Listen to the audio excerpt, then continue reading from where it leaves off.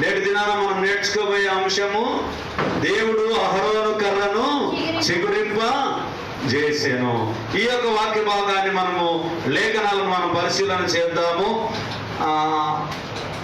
సంఖ్యాకాండం 16వ అధ్యాయము 2వ వచనాన్ని గమనిద్దాం ప్రియులారా. ఇశ్రాయేలీలలో పేరు పొందిన సభికులను సమాజ ప్రధానులైన 250 మందితో మోషేకు ఎదురుగా లేచి మోషే అహరోనులకు విరోధంగా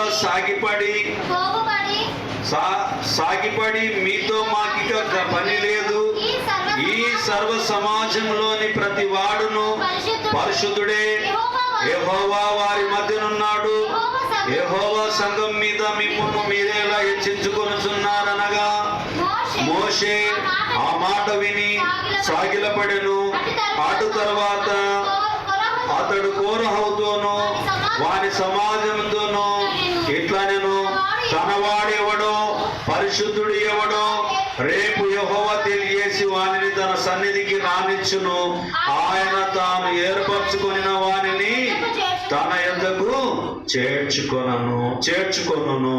ఈ లేఖనాన్ని మనం ఆలోచన చేసినప్పుడు కొన్ని విషయాలను మనం క్లుప్తంగా ధ్యానిద్దాం ప్రియులారా. కొన్ని విషయాలను క్లుప్తంగా మనము ధ్యానిద్దాం. ఎందుకు అని అంటే, దేవుని వాక్యం ఏమైతే సెలవిస్తుంది అనేటటువంటి విషయాన్ని మనం క్లుప్తంగా ఆలోచన చేద్దాం. ఇక్కడ దేవుని వాక్యాన్ని మనం చూసినప్పుడు దేవుని వాక్యం తెలియపరుస్తుంది ఏమిటి అని అంటే, అహరోను గారికి మోషే గారికి ఇక్కడ ఉన్నటువంటి ప్రజలు ఎదురు మాట్లాడినట్టుగా, తిరుగుబాటు చేసినట్టుగా మనము 16వ అధ్యాయంలో 2వ వచనం నుంచి మనము చూస్తూ ఉన్నాం. కోరాహు కుమారులు ఎదురు తిరిగినట్టుగా, కోరాహు తిరుగుబాటు చేసినట్టుగా మనం చూస్తున్నాం. తిరుగుబాటు చారులను భూమి నోరు తెరచి మృంగి వేయుటకు అహరోను తెగులను ఆపుట గురించి ఈ 16వ అధ్యాయంలో మనకు తేటపరచబడుతూ ఉన్నది. కాబట్టి నా ప్రియమైనటువంటి సహోదరులారా, మోషే గారు అహరోను గారు ఎవరి చిత్తంలో ఉంటున్నారు? దేవుని చిత్తంలో ఉంటున్నారు. కోరాహు గారు ఎవరి చిత్తంలో ఉంటున్నారు? తన చిత్తంలోనే ఉంటూ ఉన్నాడు. ఏం చేస్తున్నాడు? తనకు తాను ఒక గుమ్మం తయారు చేసి ఉంటున్నాడు.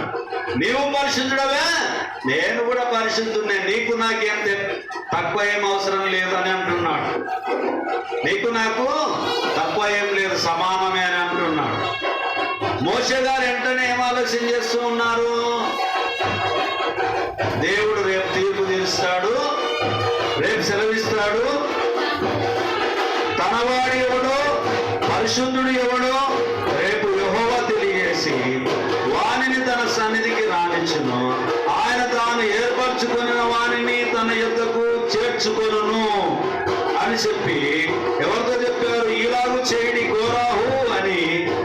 కోరాహును అతని సమస్త జనసమూహమును అయినా మీరును దుప్పార్తులను తీసుకొని వాటిలో అగ్ని ఉంచి రేపు యెహోవా సన్నిధి వాటి మీద ధూప ద్రవ్యము వేయుడి అని చెప్పి ఇక్కడ సెలవిచ్చి ఉంటున్నారు. మనము 17వ అధ్యాయానికి వెళ్దాం. సంఖ్యాకాండం 17వ అధ్యాయానికి వెళ్దాం. ఇప్పుడు 17వ అధ్యాయంలో మనం చూస్తాం. ఇక్కడ 16వ అధ్యాయము చివరిగా మనం ఆలోచన చేసినప్పుడు 47వ వచనం చూసినప్పుడు, మోషే చెప్పినట్లు అహరోను వాటిని తీసుకొని సమాజం మధ్యకు పరిగెత్తిపోయినప్పుడు తెగులు జనులలో మొదలుపెట్టి ఉండెను. కాగా అతడు ధూపం వేసి ఆ జనుల నిమిత్తం ప్రాయశ్చిత్తం చేసెను.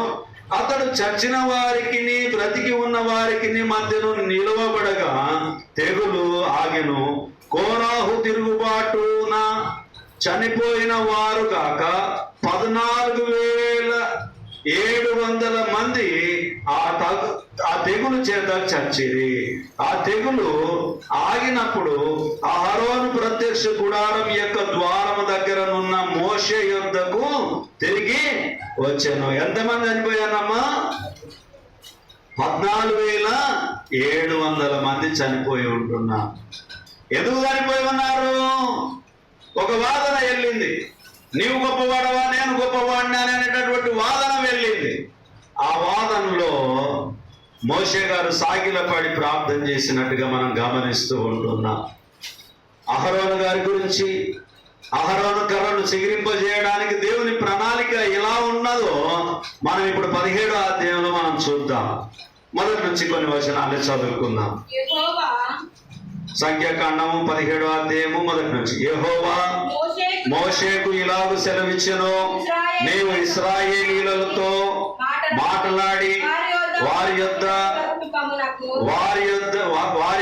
ఒక్కొక్క పితరుల కుటుంబమునకు ఒక్కొక్క కర్రగా, అనగా వారి ప్రధానులందరి యొద్ద వారి పితరుల కుటుంబముల చొప్పున 12 కర్రలను తీసుకొని ఎవరి కర్ర మీద వారి పేరు రాయము. లేవి కర్ర మీద అహరోను పేరు రాయవలెను. ఏలయనగా పితరుల కుటుంబముల ప్రధానునికి ఒక్క కర్రయే ఉండవలెను.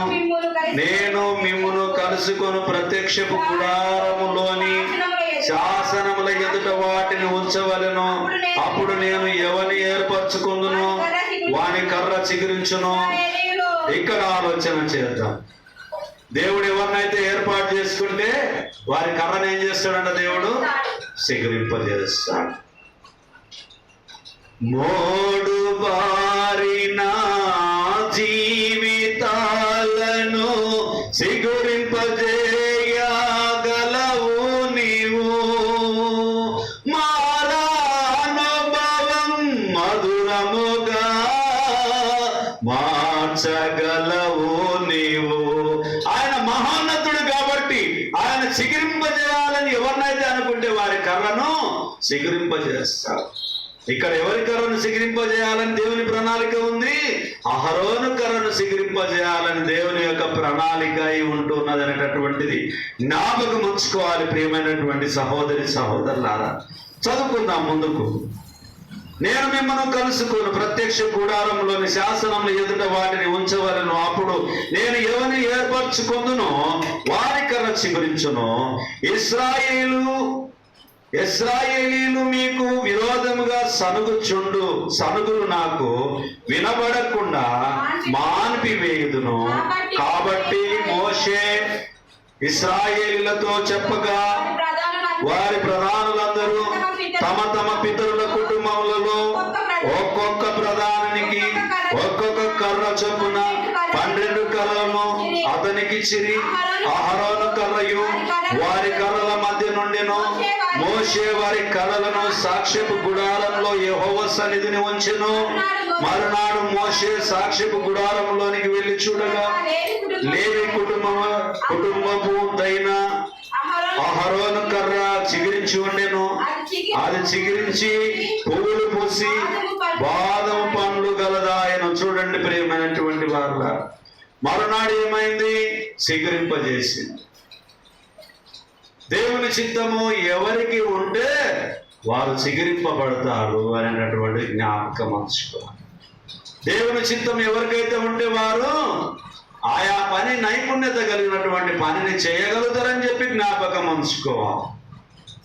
ఎవరైనా ఒక పని చేస్తున్నారు అని అంటే అది వాళ్ళ గొప్పతనం కాదు, దేవుడు వారికి తోడై ఉండి నడిపిస్తున్నాడు, జరిపిస్తున్నాడు అని చెప్పి మనం భావించాలి.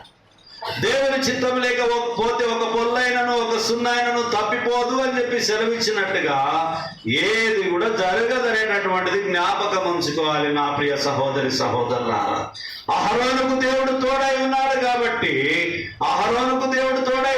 కాబట్టి దేవుని చిత్తము అహరోనుకు కలిగి ఉన్నది కాబట్టి ఏమి కావాలి అని అంటే ఆ కర్రల మధ్యలో పెట్టగా కర్ర చిగురింపబడి ఉంటూ ఉన్నది. కాబట్టి నా ప్రియమైనటువంటి సహోదరి సహోదరులారా, దేవుని వాక్యాన్ని వింటున్నటువంటి నీవు నేను ఆలోచన చేస్తూ దేవుని చిత్తాన్ని మనము కనపరుచుకోవాలి. ఎందుకు అని అంటే కొన్నిసార్లు నాయకత్వము మనకు రావాలి అని మనం అనుకుంటూ ఉంటాం. కానీ దేవుని చిత్తమైనప్పుడే నాయకత్వము వస్తుంది. మరి ఉదాహరణకు మనం ఆలోచన చేస్తే, మొన్న జరిగినటువంటి ఎలక్షన్లో మనం ఆలోచన చేసినప్పుడు అందరం కలిసి క్రైస్తవులమైనటువంటి మనమందరము అనుకున్నాము, ఒకటి ఏమనుకున్నాము అని అంటే మరొక ప్రభుత్వం ఏర్పడాలి అని అనుకున్నాం. మళ్ళీ దేవుడు తన కృప చొప్పున ఏమనుకున్నాడు, వాళ్ళైతే అన్నారు 400 సీట్లు రావాలని వాళ్ళు అనుకున్నారు. కానీ దేవుడు ఏం చేశాడు, వాళ్ళను అణచివేశాడు, తగ్గించాడు. వారికి ఇంకొకరు తోడైతే తప్ప ప్రభుత్వాన్ని పరిపాలించడానికి వీలు లేనట్టుగా దేవుడి ప్లాను చేశాడు. ఎప్పుడైతే హెచ్చింపబడుతూ ఉంటే దేవుడు తగ్గించేశాడు. మరి తగ్గి ఉన్నటువంటి వారిని దేవుడు ఏం చేశాడు, లేవనెత్తాడు, బలపరిచాడు. ఇప్పుడు బలంగా నిలబెట్టడానికి ఒక కూటమిగా సిద్ధం చేసి ఉంటూ ఉన్నాడు. మరి ఆంధ్రప్రదేశ్లో మరి మరి ఇంకొకరు ఎన్నుకోబడతారని చెప్పి, జగన్మోహన్ రెడ్డి గారు ఎన్నుకోబడతారని చెప్పి చాలా మంది అనుకున్నారు. కానీ చంద్రబాబు నాయుడు గారిని దేవుడు ఏర్పాటు చేసుకున్నాడు ముఖ్యమంత్రిగా. అలాగనే భారతదేశంలో ప్రధానమంత్రిగా నరేంద్ర మోడీ గారిని దేవుడు ఎంపిక చేసుకున్నాడు. ఎవరిని ఎప్పుడు ఎంపిక చేసుకుంటాడో అది దేవుని చిత్తమై ఉంటూ ఉన్నదనేటటువంటిది మనం గమనించాలి. పరిపాలించడము, పరిపాలనకు ఆశయం కలిగించడము, పరిపాలించుకోవడానికి అధికారం ఇవ్వడం ఎవరి ఆధీనంలో ఉంటూ ఉన్నది, దేవుని ఆధీనంలో ఉంటూ ఉన్నది. మనం ఉదాహరణకు కొన్ని లోకానుసారమైనటువంటి ఉదాహరణలు కొన్ని చూశాం ఇప్పుడు. కానీ ఆత్మానుసారమైనటువంటి చిగురింపు అహరోను కర్రలో చిగురింపడానికి దేవుడు ప్రణాళిక చేసి ఉంటున్నాడు అనేటటువంటిది, ఇది ఆత్మానుసారైనటువంటి చిగురింపు అనేటటువంటిది జ్ఞాపకం ఉంచుకోవాలి ప్రియులారా.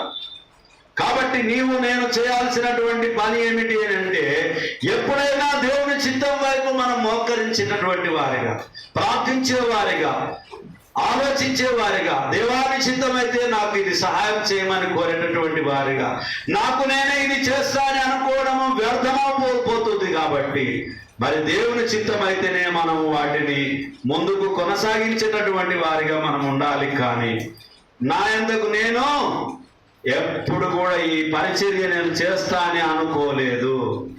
నేను కమ్యూనిస్టు పార్టీలో పనిచేశాను, అందుట్లోనే ఉంటా అనుకున్నా. ఏమనుకున్నామా? అందుట్లోనే ఉంటా అనుకున్నా.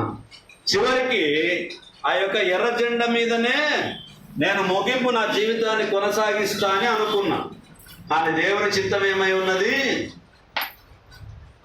దేవుని వాక్యాన్ని ప్రకటించాలనే చిత్తం ఉంటున్నది. కాబట్టి నన్ను ఇక్కడికి ఏర్పాటు చేసుకున్నాడు. నా యందుకు నేను రాలేదు, నా యందుకు నేను చేయడం లేదు. నేను ఏమైనా చేస్తున్నానంటే నా ద్వారా దేవుడు నడిపిస్తున్నాడు తప్ప నాలో గొప్పతనము, నాలో మంచితనము ఏమీ లేదు. దేవుని కృప మాత్రమే నడిపింపబడుతుంది అని చెప్పి జ్ఞాపకం ఉంచుకోవాలి. ఏం నడిపింపబడుతుందమ్మా? దేవుని కృప మాత్రమే నడిపింపబడుతూ ఉంటున్నది.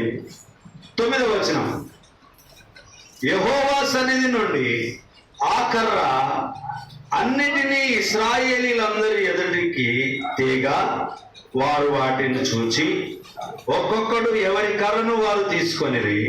అప్పుడు యెహోవా మోషేతో ఇట్లా, నేను తిరగబడిన వారిని గూర్చి ఆనవాలుగా కాపాడబడినట్లు అహరోను కర్రను మరలా శాసనముల ఎదుట ఉంచుము. వారు చావకుండానట్లు నాకు వినపడకుండా వారి సనుగులను కేవలము అణచి మాన్పివేసిన నవ్వుదువు. అప్పుడు యెహోవా మోషేకు ఆజ్ఞాపించినట్లు అతడు చేసెను, అలాగుననే చేసెను. అయితే ఇశ్రాయేలీయులు మోషేతో ఇట్లనిది, ఇదిగో మా ప్రాణములు పోయినవి, నశించిపోతిమి, మేమందరం నశించిపోతిమి. యెహోవా మందిరమునకు సమీపించు ప్రతి వాడును చచ్చును, మేము అందరము చావవలసి ఉన్నదా అని పలికిరి. ఇప్పటికీ కూడా వీళ్ళ ఆలోచనలో, ఉద్దేశంలో ఏమని కనిపిస్తలేదు, దేవుని గొప్పతనము కనిపించడము లేదు, దేవుని వైపు తిరగాలనేటటువంటి ఉద్దేశము కనిపించడం లేదు. యెహోవా మందిరానికి పోతే మేము చచ్చిపోతామా ఏమిటి అని చెప్పి ప్రశ్నించేటటువంటి వారిగా ఉంటున్నారు. సానుగులు మానకుండగా సంశయములతో కూడుకొని జీవిస్తున్నటువంటి వారి జీవితాలు ఇలాగునే ఉండవని చెప్పి దేవుని వాక్యం సెలవిస్తుంది. దేవుని దయ వలన అహరోను గారి కర్రను సెగిరింపజేసి ఉంటున్నది. కాబట్టి పాత నిబంధనలో ఉన్నటువంటి ఈ లేఖనాలను మనం ఆలోచన చేసినాం. ఇప్పుడు కొత్త నిబంధనలోకి వద్దాము. రోమీయులకు రాసిన పత్రిక 13వ అధ్యాయము 1వ వచనాన్ని ఆలోచన చేద్దాం. ప్రతి వాడును పై అధికారులకు ఏమై ఉండాలి? లోబడి ఉండాలి. లోబడి ఉండాలన్నా లోబడి ఉండకూడదు. మనం 2000కే 1000 రూపాయలకే గాసం చేస్తున్నాం అనుకోండి, ఆ యజమానికి మనం లోబడాలన్నా లోబడకూడదు? అయ్యా యోహానయ్య లోబడాలన్నా లోబడకూడదు? లోబడాలి. 100 రూపాయలకే గాసం చేస్తున్నాం అనుకోండి, లోబడాలన్నా లోబడకూడదు? 10 రూపాయలకే గాసం చేస్తున్నాం అనుకోండి, లోబడాలన్నా లోబడకూడదు? 1 రూపాయకే గాసం చేస్తున్నాం అనుకోండి, లోబడాలన్నా లోబడకూడదు? 1,00,000 రూపాయల గాసం చేస్తున్నాం అనుకోండి, లోబడాలన్నా లోబడకూడదు? ఎంత దానికి గాసం చేసినప్పటికీ జీతగాడే, యజమాని యజమాని. కాబట్టి ఆ యజమానికి మనం ఏం కావాలి? లోబడాలి. ప్రతి వాడును పై అధికారులకు లోబడి ఉండవలెను. ఏలైనగా దేవుని వలన కలిగినది తప్ప మరి ఏ అధికారమును లేదు. ఉన్న అధికారములు దేవుని వలననే నియమింపబడి ఉన్నవి. కాబట్టి అధికారమును ఎదిరించువాడు దేవుని నియమమును ఎదిరించుచున్నాడు. ఎదిరించువారు తమ మీదికి తామే శిక్ష తెచ్చుకొందురు. ప్రభుత్వము చేయవారు చెడ్డ కార్యములకి గాని మంచి కార్యములకు భయంకరులు కారు. నీకు మేలు కలుగుటకు అధికారులు దేవుని పరిచారకులు వారికి భయపడక ఉండకూడదివా? మేలు చేయము, అప్పుడు వారి చేత మెప్పు పొందదు. చూడండి ప్రియమైనటువంటి వాళ్ళారా, ప్రతి వాడును పై అధికారులకు లోబడి ఉండవలెను. లోపడకపోతే ఏమైతుంది? సంఖ్యాకాండం 16వ అధ్యాయంలో ఒకటేసారి 14,700 మంది చనిపోయినట్టుగా దేవుని ఉగ్రతకు పాలైపోతారు, చనిపోతారు అనేటటువంటిది జ్ఞాపకం ఉంచుకోవాలి. నా పై అధికారులకు నేనేం చేయాలి? లోబడి ఉండాలి. సమూయేలు గారు చెప్పారు, స్వరం విన్నప్పుడు దేవుడు ఆయనతో మాట్లాడాలని ఆశపడినప్పుడు స్వరం వినిపించింది సమూయేలు గారికి. వినిపించినప్పుడు ఏలీ గారు చెప్పారు, చిత్తం ప్రభువా నీ దాసుడు ఆలకించుచున్నాడని చెప్పు అని చెప్పి. స్వరం ఎవరికి వినిపించలేదు? ఏలీకి వినిపించలేదు. ఎవరికి వినిపించింది? బాలుడైన సమూయేలుకు స్వరము వినిపించింది. కాబట్టి నీవు నేను మన ఆలోచనలు ఉద్దేశాలు ఏం చేయాలి? దేవుడు ఎవరికైతే ఆ స్వరం వినిపిస్తాడు, ఎవరికైతే పని చెప్తాడో ఆ పనిలో మనం ఏం కావాలి? నిబద్ధతతో చేయాలి. నిబద్ధతతో పని చేయాలి, శ్రద్ధతో చేయాలి. చేసే పనిలో నమ్మకంగా పని చేయాలి, లోబడి పని చేయాలి పై అధికారులకు. అప్పుడు ఒకరోజు దేవుడు తన కృపను మనకు అధికంగా హెచ్చింప చేస్తాడనేటటువంటిది జ్ఞాపకం ఉంచుకోవాలి. ఎఫెసీ పత్రిక 5వ అధ్యాయము 22వ వచనాన్ని చూద్దాం. ప్రియులారా, స్త్రీలారా ప్రభువునకు వలె, స్త్రీలారా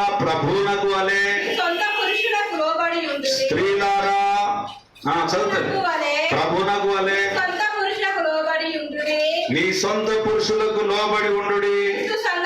క్రీస్తు సంఘమునకు శిరస్సై ఉన్నలాగున పురుషుడు భార్యకు శిరస్సై ఉన్నాడు.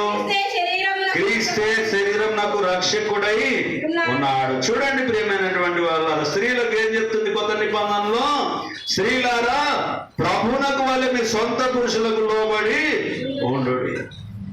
లోబడి ఉండాలన్నా లోబడి ఉండకూడదా భర్తకు? మరి అమ్మా లోబడి ఉండాలన్నా లోబడి ఉండకూడదా? ఏం చెప్తావు లేని వాళ్ళమ్మా చెప్పబ్బా అని అనాలన్నా?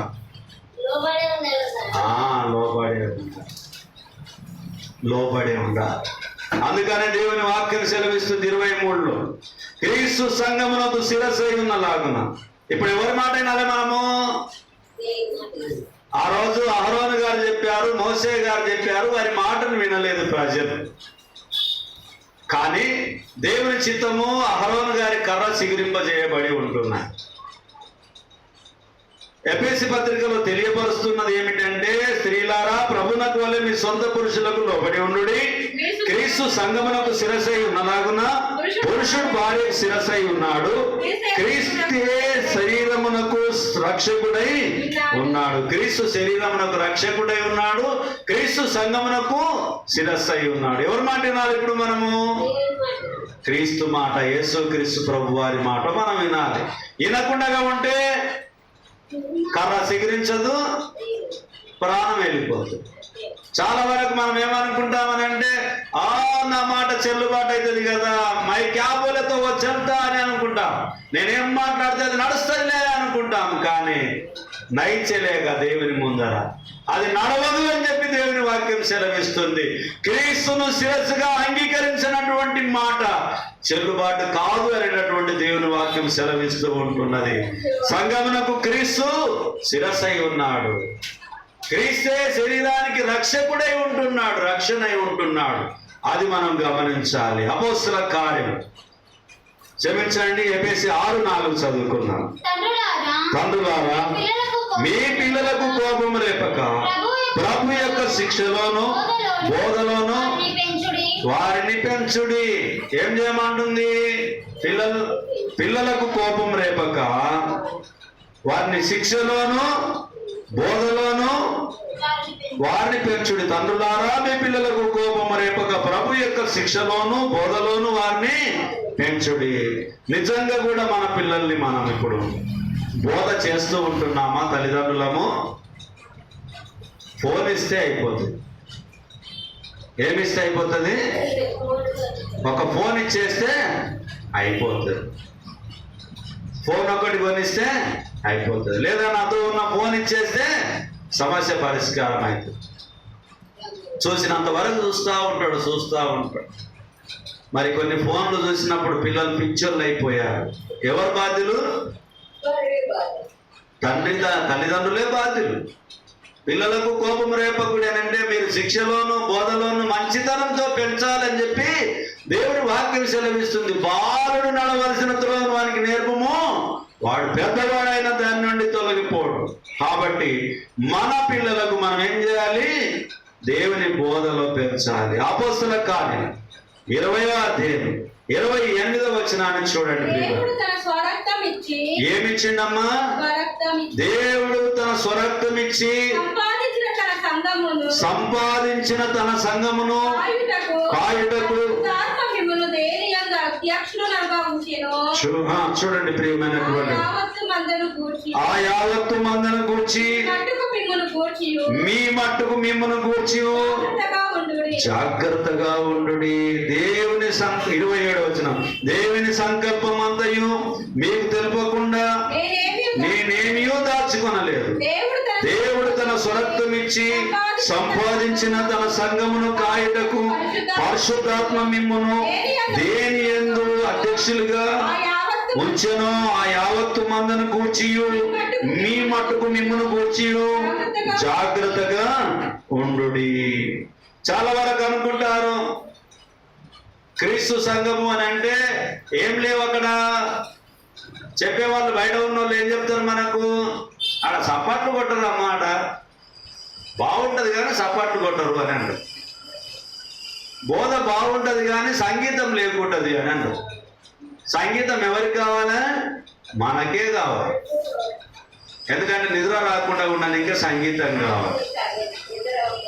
డమాల్ డిమాల్ డమాల్ డిమాల్ అని కొట్టుకుంటూ ఉంటే ఇది బాగుంది అని అనుకుంటారు. ఎవరికి కావాలి సంగీతము? నాకా, నీకా, మనకా? మనందరికీ కావాలి, సంగీతం కావాలి. అవునా కాదా? మన కొరకే కదా సంగీతం. మనకు నిద్ర రాకుండా ఉండనికేనే. ఈ సప్పట్ల ఎక్సర్సైజ్ కూడా ఎందుకు కొరకు అని అంటే మన చేతులు కొట్టుకుంటూ ఉంటే నిద్ర రాదని చెప్పి వాళ్ళేమో నిద్ర రాకుండా ఉండడానికి ఆ 2 ప్రయత్నాలు వాళ్ళు చేస్తున్నారు. వాక్యానుసారమైనది కాకుండా క్రీస్తు సంఘంలో నేను వాక్యానుసారమైనటువంటి వాక్యం బోధింపబడుతూ ఉంది. వాళ్ళు దాన్ని పెట్టి ఏం చెప్తారు అని అంటే, క్రీస్తు సంఘంలో చప్పట్లు లేవు, సంగీతం లేదు అని చెప్తారు. ఆజ్ఞాతిక్రమమే పాపమవుతుంది. కాబట్టి నా ప్రియమైనటువంటి సహోదరి సహోదరులారా, దేవుని మనం సంతోషపెట్టే వారిగా ఉండాలి. మనం సంతోషపడటానికి కాదు. మన సంతోషం ఎప్పటికీ సంతోషపడుతూనే ఉంటాం. దేవుని సన్నిధికి వచ్చినటువంటి మనం ఏం చేయాలి? దేవుని సంతోషపెట్టాలి. ఇక్కడ రాయబడింది కదా, ఏమని రాయబడ్డది?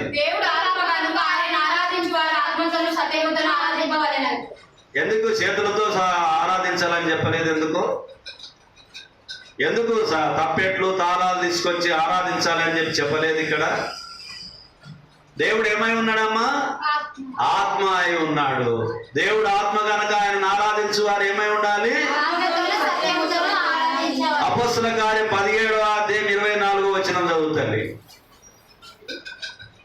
17:24. జగత్తును అంతరిని సమస్తమును నిర్మించిన దేవుడు తానే ఆకాశమునకును భూమికి ప్రభువై ఉన్నందున హస్తకృతములైన ఆలయములలో నివసింపడు. ఏంటి? ఎక్కడ నివసింపడు అంటమ్మా? హస్తకృత్యములతో నివసింపడు. చదువుతాను, 25 కూడా చదువు. ఆయన అందరికి జీవమిచ్చిండు, ఊపిరిని సమస్తం ఇచ్చిండు.